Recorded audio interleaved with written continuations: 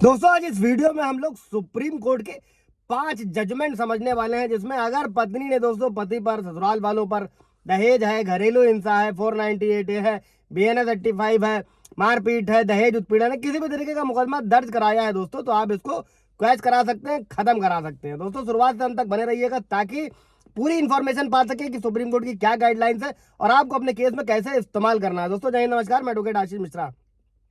Like कर दीजिएगा, share कर दीजिएगा, सब्सक्राइब कर दीजिएगा ताकि इन्फॉर्मेशन और लोगों को मिल सके। दोस्तों अभी बढ़ते हैं वीडियो की तरफ। दोस्तों वर्तमान में क्या है कि कुछ महिलाएं जो है झूठे मामले दर्ज करके अपने ससुराल वालों पर या फिर पति पर दबाव बनाने के लिए इसका इस्तेमाल जो है गैजेट के रूप में किया जाता है। और क्या कर सकता है एक पीड़ित व्यक्ति, वो हाईकोर्ट का दरवाजा खटखटा सकता है और कोर्ट से FIR को रद्द करने का जो है क्वैश करने का रिक्वेस्ट कर सकता है दोस्तों, क्योंकि ये केवल उसे बदनाम करने और परेशान करने के पर्पज से किया जा रहा है दोस्तों। और सुप्रीम कोर्ट ने सभी मामलों में बहुत ही स्पष्ट रूप से ये निर्देश दिया है दोस्तों कि CRPC की धारा 482 तो नए कानून में भारतीय नागरिक सुरक्षा संहिता की धारा 528 है, उसको ये शक्ति प्रदान करी गई दोस्तों, और इस पर किसी भी तरीके का सवाल नहीं उठाया जा सकता। और हाईकोर्ट किसी भी अपराध की FIR को रद्द करने के लिए अपनी अंतर्निहित शक्तियों का उपयोग कर सकता है, जिसमें हाईकोर्ट संतुष्ट हो कि ऐसा करना जरूरी है दोस्तों। और कानून इस बात को सुनिश्चित करने के लिए बनाए गए हैं कि कोई भी किसी पर दबाव न डाले, और अगर कोई ऐसा कर रहा है दोस्तों तो उसे सजा मिले।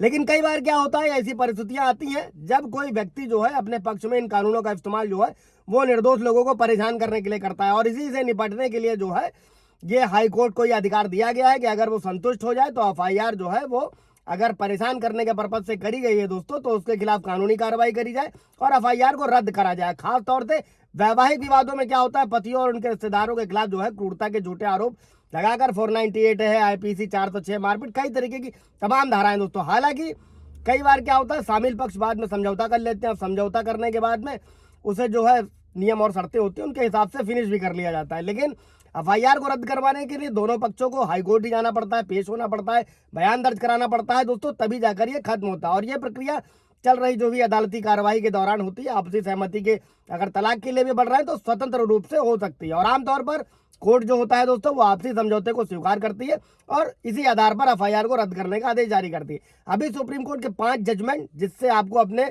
मुकदमों को खत्म करना है, अपने केस में लगाना है। तो पहला है दोस्तों RP कपूर बनाम पंजाब राज्य। ये 1960 का एक मामला है। इसमें इंपॉर्टेंट डिसीजन लिया गया था कि भारत में FIR को रद्द करने के लिए एक अमिट छाप इस जजमेंट ने छोड़ी है दोस्तों। और इस मामले में सुप्रीम कोर्ट ने इस बात पर जोर दिया है कि CRPC की धारा 482 के तहत जो है हाईकोर्ट अब विवेकपूर्ण तरीके से सावधानी के साथ किया जाना चाहिए, और ऐसे सभी मामले जहां पर रद्द करना उचित है, ऐसे कोई भी मामले जहां कोई कानूनी सबूत नहीं है या शिकायत में किसी अपराध का खुलासा नहीं होता है, वहां पर क्वैश किया जाना चाहिए। यह है RP कपूर बनाम पंजाब राज्य। अभी दूसरा जजमेंट जो है दोस्तों वो मोहम्मद वाजिद बनाम उत्तर प्रदेश राज्य, और ये 2023 का मामला है, रिसेंट का मामला। और इसमें सुप्रीम कोर्ट ने कहा है कि जब FIR या आपराधिक कार्रवाई को रद्द करने की बात अगर आती है तो आपराधिक कार्रवाई को रद्द करने से इनकार करने के लिए जो है अभियुक्त का आपराधिक इतिहास एकमात्र विचार नहीं हो सकता है दोस्तों।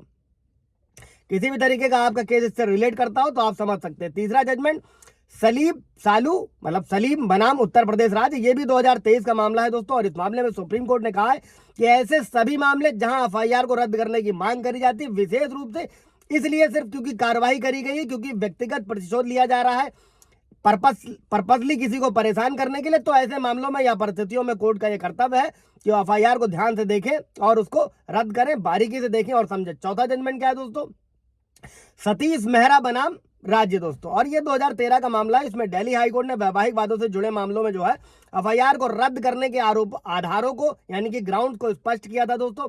और इस ऐतिहासिक निर्णय ने इस बात पर जोर दिया कि वैवाहिक विवादों में FIR का इस्तेमाल प्रतिशोध के साधन के रूप में नहीं किया जाना चाहिए, और कोर्ट की जिम्मेदारी है कि वो निर्दोष व्यक्तियों को उत्पीड़न से बचाए। मेरे भी कई सारे व्यूअर्स के सवाल रहते हैं, दुख दर्द को मैं समझ सकता हूँ, हम लोग प्रैक्टिकल भी रोज इन चीजों से वाकिफ होते हैं दोस्तों।